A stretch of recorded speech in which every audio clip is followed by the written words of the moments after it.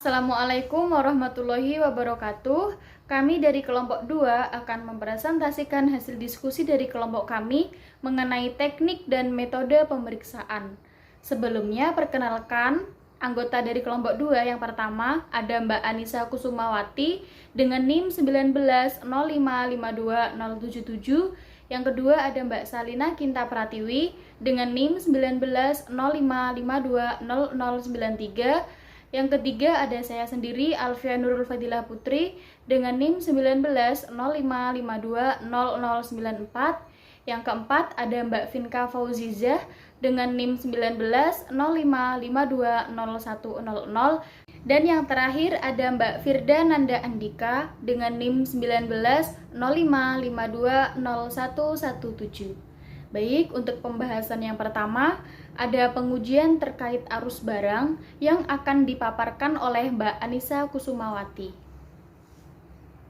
Pengujian terkait arus barang. Pengujian arus barang dilakukan untuk meyakini kebenaran unit barang yang keluar dari gedung atau digunakan atau dijual ataupun yang masuk ke gedung, baik berupa bahan baku, bahan pembantu, bahan dalam proses maupun barang jadi.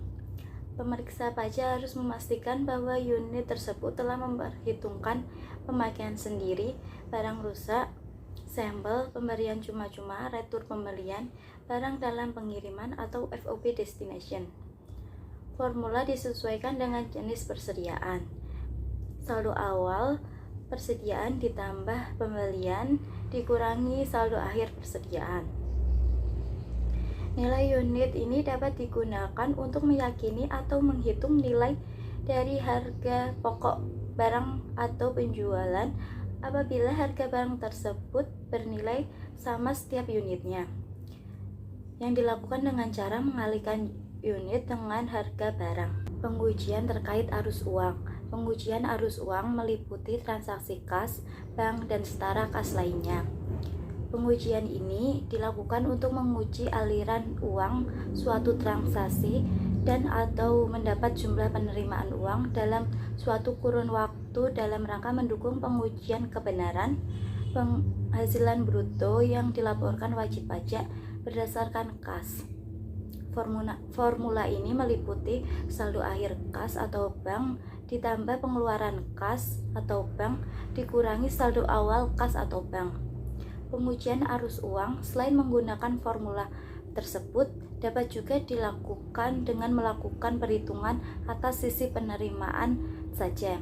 Penerimaan kas atau bank yang diperoleh dari formula di atas harus mengeluarkan penerimaan yang tidak ada kaitannya dengan penghasilan seperti transfer antar bank, penerimaan pinjaman, PPN yang dipungut sendiri, dan sebagainya, yang dikelompokkan dalam penyesuaian non-penghasilan, serta harus memperhitungkan uang muka penjualan atau pelanggan saja.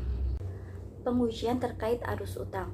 Pengujian arus utang tergantung pada pos yang akan diyakini kebenarannya.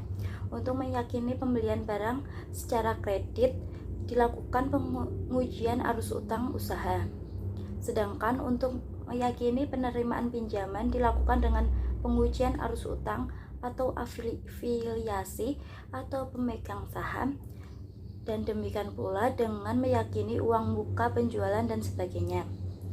Formula ini meliputi saldo akhir utang usaha ditambah pembelian tunai ditambah pelunasan utang usaha dikurangi saldo awal utang usaha.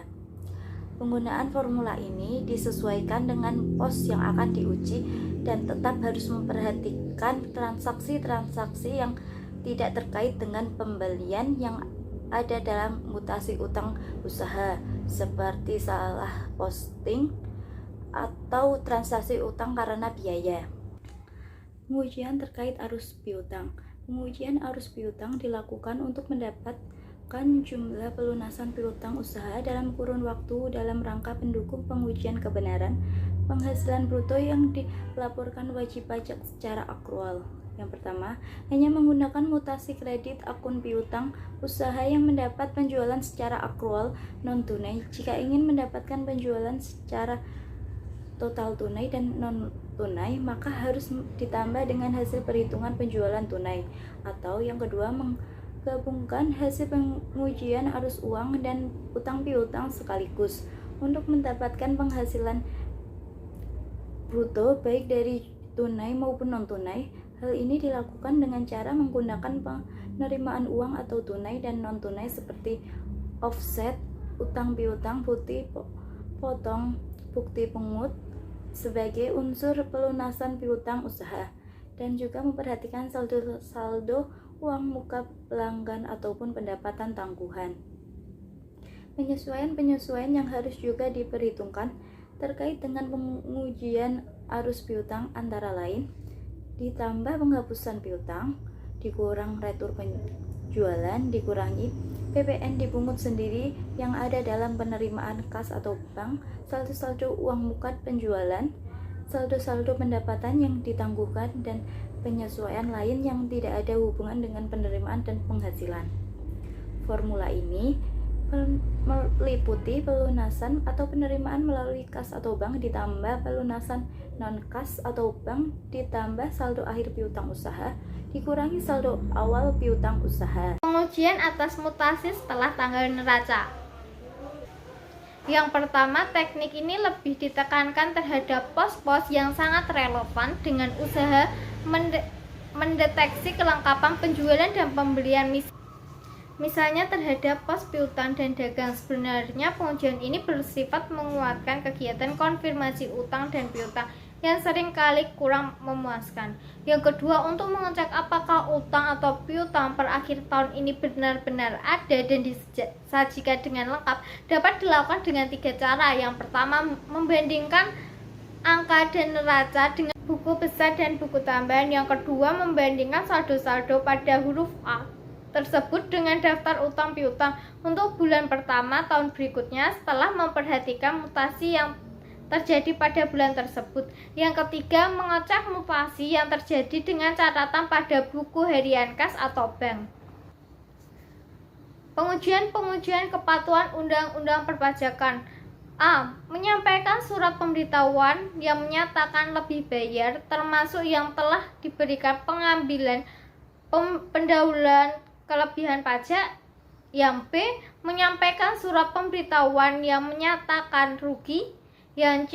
Tidak menyampaikan atau menyampaikan surat pemberitahuan tetapi melampaui jangka waktu yang telah ditetapkan dalam surat teguran.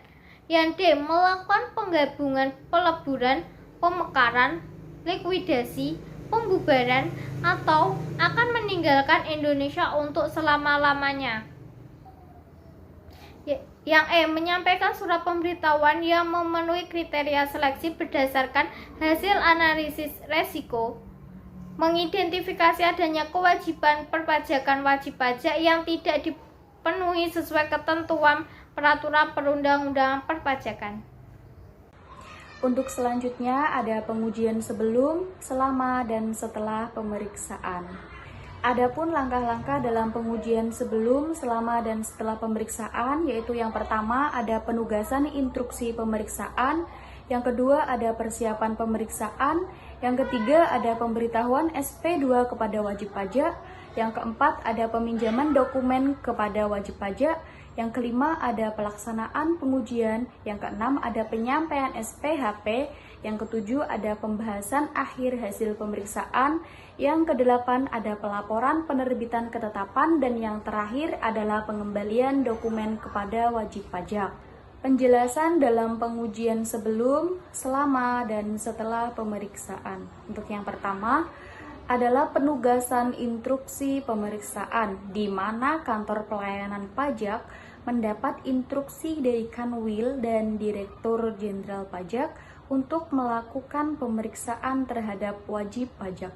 Kemudian yang kedua ada persiapan pemeriksaan, di mana pemeriksaan pajak diawali dengan pembentukan tim. Tim pemeriksaan terdiri dari supervisor dan beberapa anggota.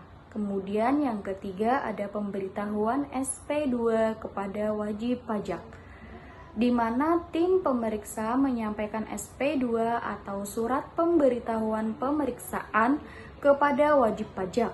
paling lambat 5 hari setelah terbitnya SP2. Kemudian yang keempat adalah peminjaman dokumen kepada wajib pajak. Peminjaman dokumen ini harus dilaksanakan oleh tim pemeriksa pajak dan wajib pajak harus meminjamkan dokumen yang dimiliki. Kemudian yang kelima ada pelaksanaan pengujian, di mana pelaksanaan pengujian dilakukan oleh tim pemeriksa pajak dengan memperhatikan temuan yang ada selama pemeriksaan berlangsung.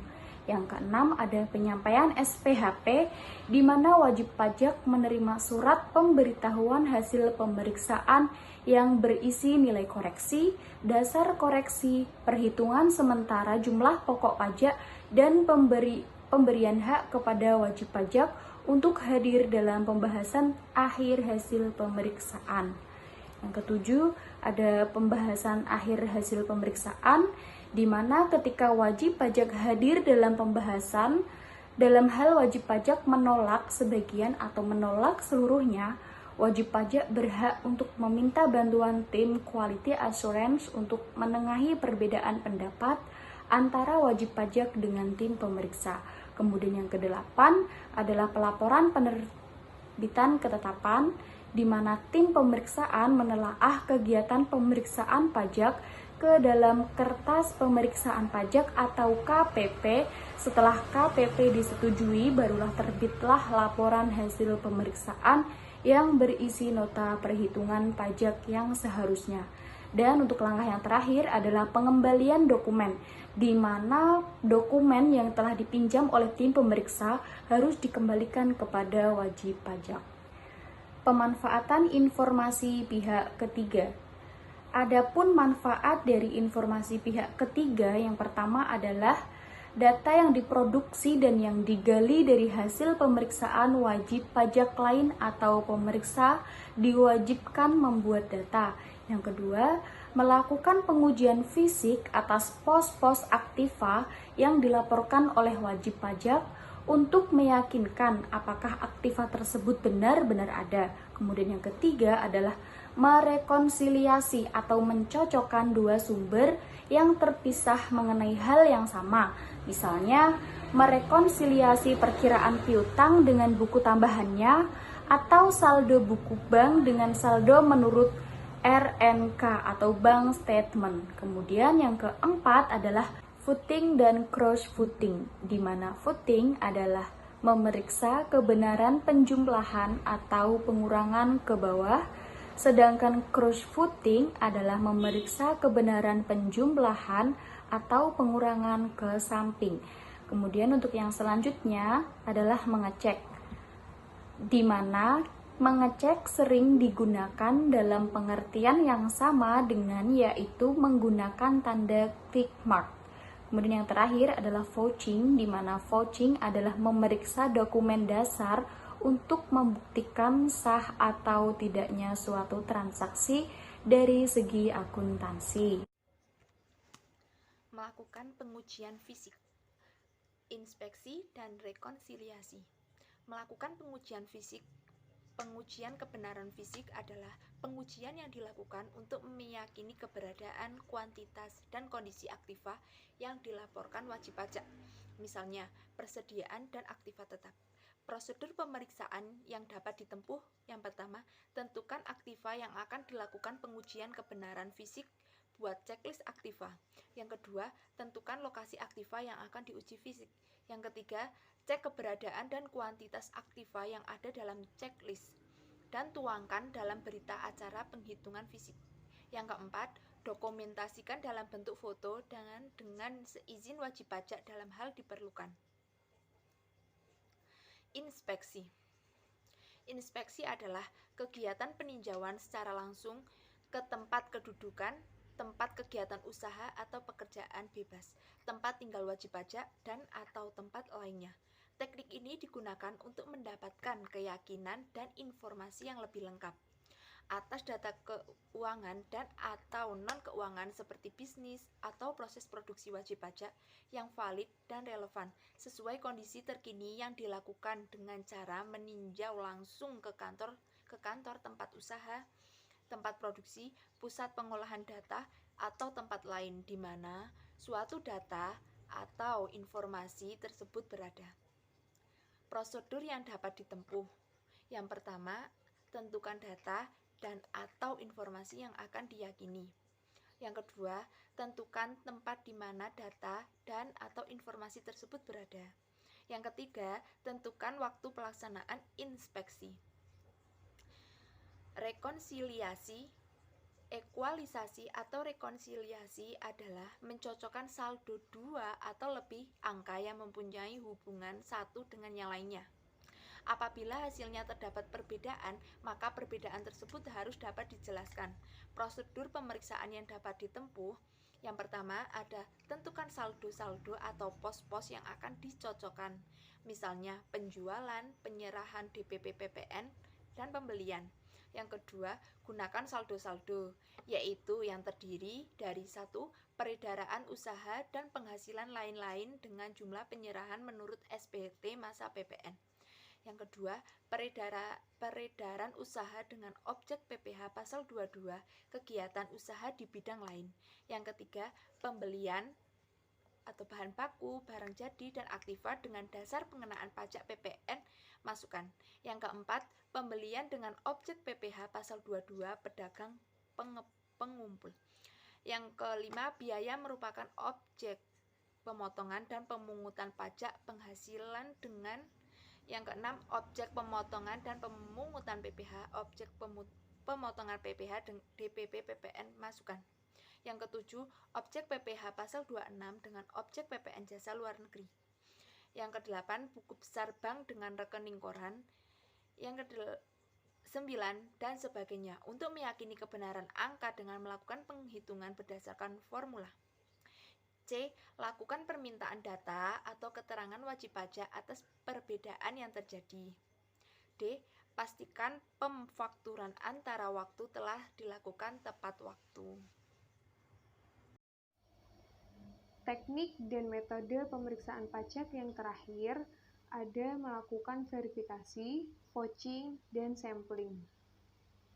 Verifikasi merupakan serangkaian kegiatan pengujian pemenuhan kewajiban subjektif dan objektif atau perhitungan dan pembayaran pajak berdasarkan permohonan wajib pajak atau berdasarkan data dan informasi perpajakan yang dimiliki atau diperoleh Direktur Jenderal Pajak dalam rangka menerbitkan surat ketetapan pajak, menerbitkan atau menghapuskan nomor pokok wajib pajak atau yang sering disebut dengan NPWP, dan atau mengukuhkan atau mencabut pengukuhan pengusaha kena pajak. Vouching. Vouching nama lainnya ada penelusuran bukti. Vouching ini merupakan pemeriksaan bukti yang mendukung suatu transaksi yang telah dicatat atau yang seharusnya dicatat. Tujuannya untuk menguji apakah suatu transaksi yang telah dilaporkan didukung oleh bukti kompeten yang cukup atau apakah bukti kompeten yang cukup tersebut telah dicatat dan dilaporkan oleh wajib pajak. Prosedur pemeriksaan yang dapat ditempuh, yang pertama ada identifikasi transaksi-transaksi yang berkaitan dengan pos yang diperiksa. Yang kedua, kumpulkan bukti-bukti yang mendukung transaksi. Yang ketiga, mencocokkan isi bukti dengan transaksi. Yang keempat, teliti validitas dan relevansi bukti. Yang kelima, pastikan apakah bukti transaksi telah dicatat dan dilaporkan. Yang terakhir ada uji petik atau sampling. Sampling ini suatu teknik pemeriksaan yang dilakukan dengan cara menguji sebagian bukti atau transaksi yang dipilih berdasarkan metode statistik tertentu, yang tujuannya bukan untuk mendapatkan koreksi, namun untuk memperoleh keyakinan atas pos-pos SPT dan atau pos-pos turunannya. Prosedur penggunaan teknik sampling mengacu pada kaidah sampling sesuai ketentuan yang berlaku umum atau ilmu statistik kecuali apabila diatur khusus oleh Direktur Jenderal Pajak. Dalam menggunakan teknik sampling, setidaknya dapat menguraikan yang pertama, tujuan sampling, yang kedua, jumlah populasi dan sampel yang ditentukan, Yang ketiga, metode pemilihan sampel dan pengujiannya. Yang keempat, tingkat penyimpangan yang dapat ditolerir. Yang kelima, ada kesimpulan. Sekian, terima kasih.